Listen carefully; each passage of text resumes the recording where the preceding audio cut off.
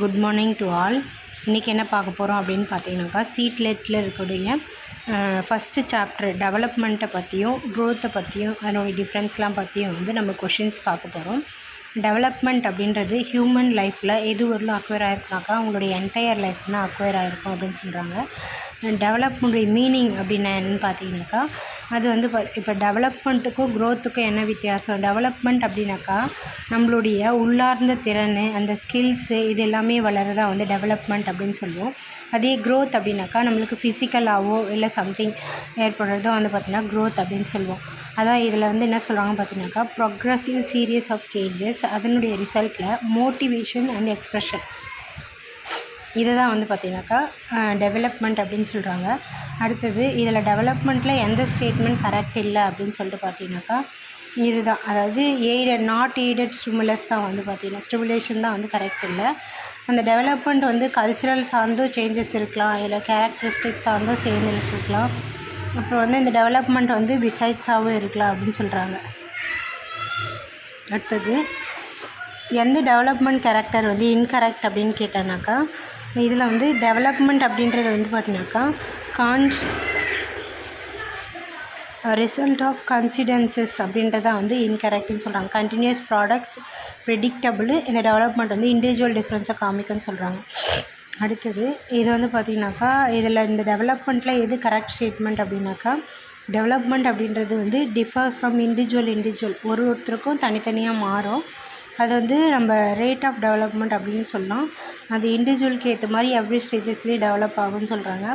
அடுத்தது அந்த டெவலப்மெண்ட் அப்படின்றது கண்டினியூஸ் ப்ராசஸ் அப்படின்னு சொல்கிறாங்க.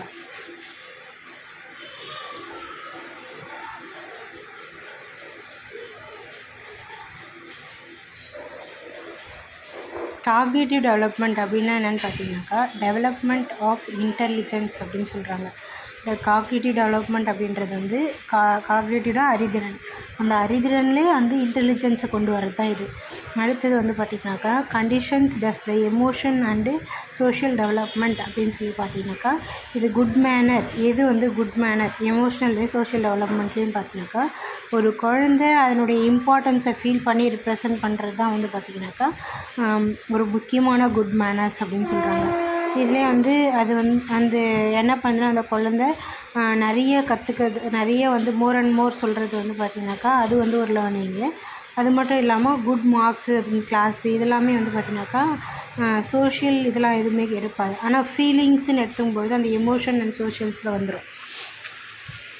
அடுத்தது லாங்குவேஜ் டெவலப்மெண்ட்ஸில் சைல்டுக்கு எதை டிபெண்ட்ஸ் பண்ணியிருக்குன்னு பார்த்தீங்கன்னாக்கா, ஒரு என்விரான்மெண்ட்டோ ஸ்கூலிங்ஸோ இல்லை அவங்களுக்கு கிடைக்கக்கூடிய ஃப்ரீடம்ஸோ பார்த்திங்கனாக்கா அவங்களுடைய இதை லாங்குவேஜ் டெவலப்மெண்ட்டை கொண்டு வரும்.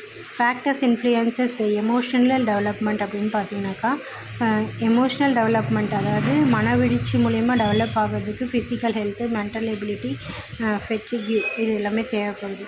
க்ரோத்னா என்ன அப்படின்னு பார்த்தீங்கன்னாக்கா, சேஞ்ச் இந்த ரேட் ஆஃப் மெஷர்மெண்ட் அப்படின்னு சொல்லலாம். க்ரோத்னுடைய கரெக்ட் ஸ்டேட்மெண்ட் பார்த்தீங்கன்னாக்கா, அதாவது க்ரோத் அப்படின்றது பார்த்தீங்கன்னாக்கா ஒரு ஸ்பவுட் ஆகிற மாதிரி. அதுக்கப்புறம் retire the physical development in social அப்படின்னு சொல்லலாம். அதுக்கப்புறம் பார்த்திங்கனாக்கா இன்ஃபான்சிலேருந்து ப்ரீ அடோலசன்ஸ் வரையும் தொடங்கிட்டே இருக்குன்னு சொல்கிறாங்க. அடுத்தது feelings of shame and pride develop அப்படின்றது எந்த ஸ்டேஜில் பார்த்தீங்கன்னா சைல்ட்ஹுட் ஸ்டேஜில். சைல்ட்ஹுட் ஸ்டேஜில் வெக்காபுலரிஸ் அப்படின்னு சொல்லும்பொழுது infancy at the end of second year became 120, அதாவது ஒரு குழந்தை 2வது வயசில் பார்த்திங்கன்னா 150 வார்த்தைகள் கற்றுருக்கணும்னு சொல்கிறாங்க. 150 வார்த்தைகள் 2 வயசில். அடுத்தது சில்ட்ரன்ஸ் 6 to 11 ஏஜில் பார்த்திங்கன்னா ப்ராப்பராக என்ன பண்ணியிருக்குன்னு பார்த்தீங்கன்னாக்கா, அந்த ஹைட்டை டியூரிங் பண்ணியிருக்கணும்னு சொல்கிறாங்க. கெயின் ஹைட்ஸ் வளருவாங்கன்னு சொல்கிறாங்க அந்த ஏஜில் தான். அடுத்தது reasonings of curiosity and observation. Reasoning, curiosity, absurdity அதெல்லாம் எந்த ரீசனிங்கு, க்யூரியாசிட்டி, அப்சர்வேஷன் இது எந்த ஏஜில் நடக்கும்னாக்கா 9th ஏஜில் நடக்கும். அப்புறம் டிஃப்ரெண்ட் ஏஜ் ஆஃப் டெவலப்மெண்ட் அப்படின்றது teenage. It's a more appropriate meaning of learning அப்படின்னு சொல்லும்போது மாடிஃபிகேஷன் ஆஃப் பிஹேவியர், லேர்னிங் அப்படின்றது வந்து பார்த்திங்கனாக்கா சேஞ்சஸ் ஆஃப் பிஹேவியர்னு சொல்கிறோம், எக்ஸ்பீரியன்ஸ் ஆர் பார்ட்டிசிபேட்டுன்னு சொல்லலாம், பெர்மனெண்ட் சேஞ்சஸ் இன் பிஹேவியர்னு சொல்லலாம். அடுத்தது which one of the following வந்து லேர்னிங்கில் இண்டிகேட் பண்ணக்கூடியது அப்படின்னு பார்த்தீங்கன்னாக்கா போத் ஏவுமே சிம்பாலிக்கு நம்பரிக்கு இது எல்லாமே வந்து லேர்னிங்கில் டெவலப்மெண்ட்டை கொடுக்கக்கூடியது. Logical assumption, situational assumption.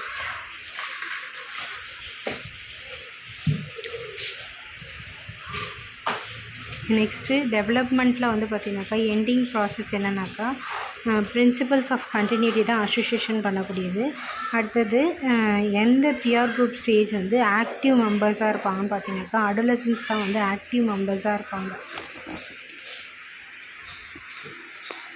அடுத்தது ஹியூமன் டெவலப்மெண்ட்ஸை எது மாதிரி பிரிக்கிறாங்கன்னு பார்த்தீங்கன்னாக்கா சைக்காலஜிக்கல், காக்னேட்டிவ் அண்ட் எமோஷ்னல் டெவலப்மெண்ட்டாக பிரிக்கிறாங்க. 23rd கொஷின்ஸ் வந்து பார்த்தீங்கன்னாக்கா லாங்குவேஜ் டெவலப்மெண்ட்டுக்கு சப்போர்ட் பண்ணாத ஒரு இன்டைரக்ட் டிஸ்அப்ரூவிங் பண்ணுறது தான் வந்து பார்த்திங்கனாக்கா யூசேஜ் ஆஃப் ஓன் லாங்குவேஜ். இது தான் வந்து பார்த்திங்கனாக்கா இன்கரெக்ட் ஸ்டேட்மெண்ட்டுன்னு சொல்கிறாங்க. சப்போர்ட்டிங் பண்ணுறது, அப்புறம் வந்து பார்த்திங்கனாக்கா ஆப்பர்ச்சுனிட்டிஸ் வந்து லாங்குவேஜஸை கொடுக்கறது, சைல்டு வந்து பேச பண்ணுற அன்இன்டரப்டபிள் டாபிக்ஸ், அதாவது ஒரு சில டாபிக்ஸை மட்டும் எடுத்து பேசுகிறது. அடுத்தது வந்து பார்த்திங்கனாக்கா 24th ஹியூமன் டெவலப்மெண்ட் அப்படின்றது குவான்டிடேட்டிவ், குவாலிட்டேட்டிவ், அதுக்கப்புறம் வந்து அன்மெஷரபிள் இன் சர்டன் எக்ஸிஸ்ட் அப்படின்னு சொல்லுவாங்க. அடுத்தது எந்த ஸ்டேட்மெண்ட் வந்து பார்த்திங்கனாக்கா provide informations about in the accept in group during the child period. Groups அப்படின்னு சொல்லிட்டு பார்த்திங்கனாக்கா குரூப்பாக கூடவே அந்த சைல்டு பீரியட் வந்து இருக்கும் அப்படின்றது எதை சொல்லுன்னு பார்த்தீங்கன்னா பேரண்ட்ஸ் அண்ட் சிப்ளிங்ஸ் அப்படின்னு சொல்லலாம்.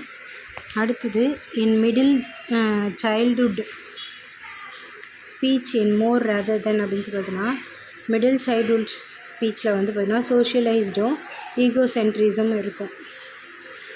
அடுத்தது the pace of development அப்படின்றது ஒன் இண்டிவிஜுவல் டு அனதர் அப்படின்னு பேட்டர்ன் சொல்லும்போது சீக்வென்ஷுவல் அண்ட் ஆர்டர்லியாக இருக்குன்னு சொல்கிறாங்க. இயர்லி சைல்ட்ஹுட் பீரியட் அப்படின்றது வந்து லாங்குவேஜ் டெவலப்மெண்ட்டில் சென்சிட்டிவாக இருக்குன்னு சொல்கிறாங்க இயர்லி சைல்ட்ஹுட் பீரியடில். அடுத்தது physical growth and development acquire ஆகக்கூடியது ரேப்பைட்லி வந்து influence and early childhood, influence and early childhood.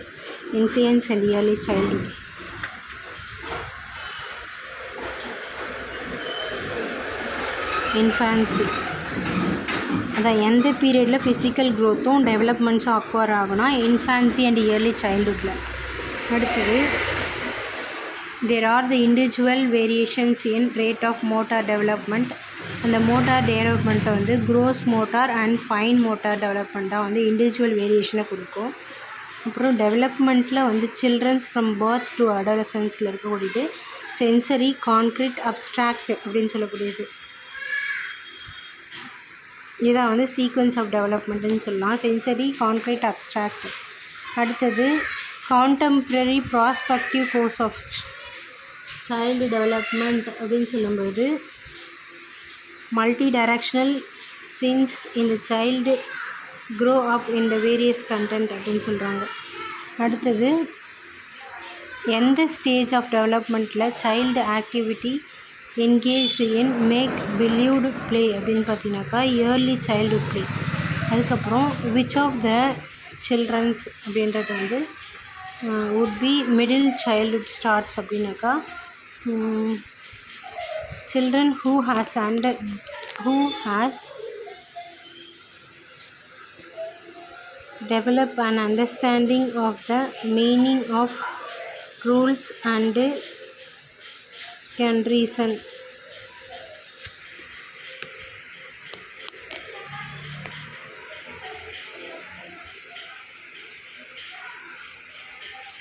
இதில் மிடில் சைல்டுஹுட் ஸ்டேஜ் அப்படின்னு சொல்லக்கூடியது வந்து understanding and meanings of rules, ரீசனையும் வந்து கண்டுபிடிக்கிறது தான் வந்து இந்த டெவலப்மெண்ட்டுன்னு சொல்கிறாங்க.